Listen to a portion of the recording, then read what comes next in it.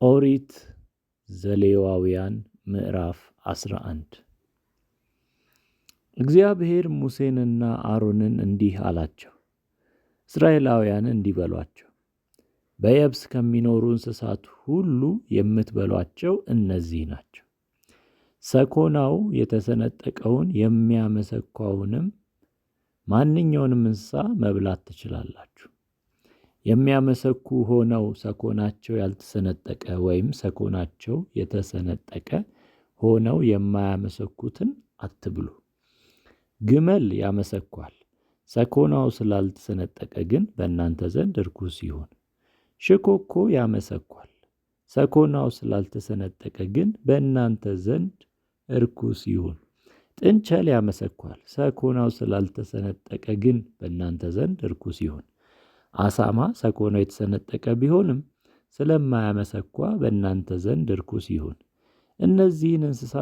የእነዚህን እንስሳት ሥጋ አትብሉ፣ ጥንባቸውንም አትንኩ፣ በእናንተ ዘንድ ርኩሶች ይሁኑ።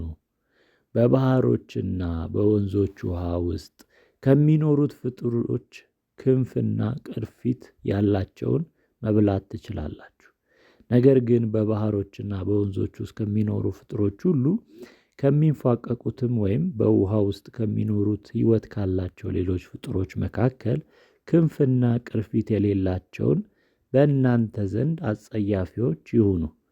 በእናንተ ዘንድ አስጸያፊ ስለሆኑ ሥጋቸውን አትብሉ፣ በድናቸውንም ትጸየፋላችሁ። ክንፍና ቅርፊት የሌለው ማንኛውም በውሃ ውስጥ የሚኖር ፍጡር በእናንተ ዘንድ አስጸያፊ ይሁን። ከአዕዋፍ ወገን እነዚህን ትጸየፋላችሁ፣ ጸያፍ ስለሆኑ አትብሏቸው።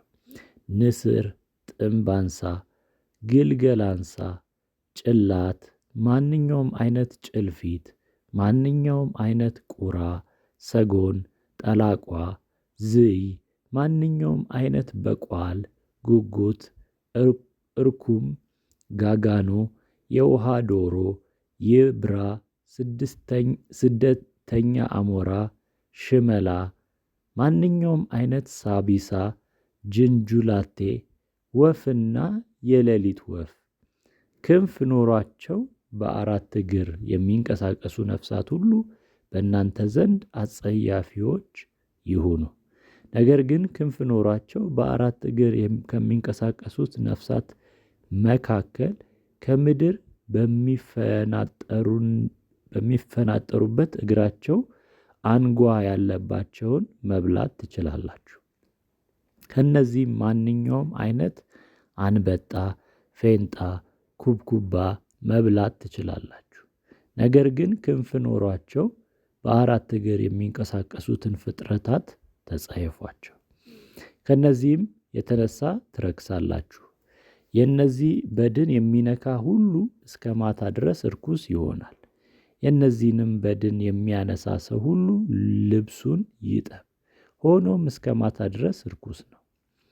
ሰኮና ያለው ነገር ግን ሰኮና ያልተሰነጠቀና የማያመሰኳ ማንኛውም እንስሳ በእናንተ ዘንድ ርኩስ ይሁን። የእነዚህንም በድን የሚነካ ሰው ሁሉ ይረክሳል። አራት እግር ካላቸው እንስሳት ሁሉ በመዳፋቸው የሚሄዱትን በእናንተ ዘንድ ርኩሳን ናቸው። በድናቸውን የሚነካ ሁሉ እስከ ማታ ድረስ ርኩስ ይሆናል። የእነዚህን በድን የሚያነሳ ሰው ልብሱን ይጠብ፣ ሆኖም እስከ ማታ ድረስ ርኩስ ይሆናል። እንስሳቱም በእናንተ ዘንድ ርኩሳን ናቸው። ምድር ለምድር ከሚንቀሳቀሱ እንስሳት መካከል እነዚህ በእናንተ ዘንድ ርኩሳን ናቸው። ሙጭልጭላ፣ አይጥ፣ እንሽላሊት በየወገኑ፣ ኤሊ፣ አዞ፣ ገበሎ፣ አርጃኖ፣ እስስት፣ ምድር ለምድር ከሚንቀሳቀሱ እንስሳት ሁሉ መካከል እነዚህ በእናንተ ዘንድ ርኩሳን ናቸው። ከእነዚህም የሞተውን የሚነካ ሁሉ እስከ ማታ ርኩስ ይሆናል። በድኑን በማንኛውም ዕቃ ላይ ቢወድቅ ያ ዕቃ ከእንጨት፣ ከጨርቅ፣ ከቆዳ ወይም ከበርኖስ የተሠራ ቢሆን ርኩስ ይሆናል። በውሃ ውስጥ ይደረግ፣ ሆኖም ርኩስ ነው። ከዚያም በኋላ ንጹሕ ይሆናል። በድኑ በሸክላ ዕቃ ውስጥ ቢወድቅ በውስጡ ያለ ነገር ሁሉ እርኩስ ስለሚሆን ዕቃውን ስበሩት። ማንኛውም ምግብ እንዲህ ካለው ዕቃ ውሃ ቢፈስበት ይረክሳል። ከዚህ ዕቃ የሚጠጣውም ነገር ሁሉ እርኩስ ነው።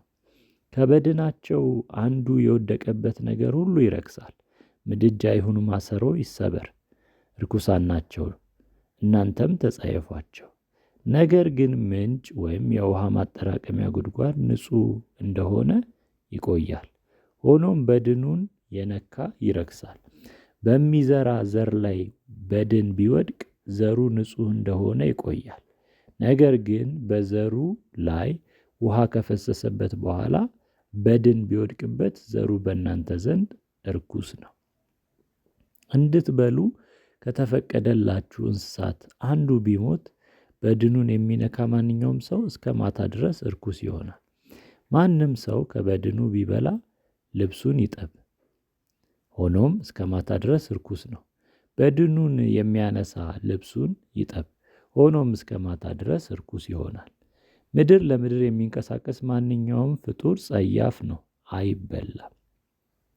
ምድር ለምድር የሚንቀሳቀሰው ፍጡር ሁሉ ይኸውም በደረቱ የሚሳበውን ወይም በአራት እግር የሚሄደውን ወይም ብዙ እግሮች ያሉትን አትብሉ፣ ጸያፍ ነው። በእነዚህ ፍጡራን ሁሉ ራሳችሁን አስጸያፊ አታድርጉ፣ በእነርሱም ራሳችሁን በማግደፍ አትርከሱ። እኔም እግዚአብሔር አምላካችሁ ቅዱስ ነኝና እናንተም ተለዩ፣ ቅዱሳንም ሁኑ። ምድር ለምድር የሚንቀሳቀስ ማንኛውም ፍጡር ራሳችሁን አታርክሱ። አምላካችሁ እሆን ዘንድ ከግብፅ ምድር ያወጣኋችሁ እኔ እግዚአብሔር ነኝ። ስለዚህ እኔ ቅዱስ ነኝና እናንተም ቅዱሳን ሁኑ። እንስሳትና አእዋፍ፣ በውሃ ውስጥ የሚኖሩ ምድር ለምድር የሚንቀሳቀሱትን ፍጥረታት ሁሉ በሚመለከት የተሰጠ ሕግ ይህ ነው። በዚህም በርኩሱና በንጹሑ መካከል እንዲሁም ሕይወት ካላቸው ፍጡራን የሚበሉትንና የማይበሉትን ትለያላችሁ።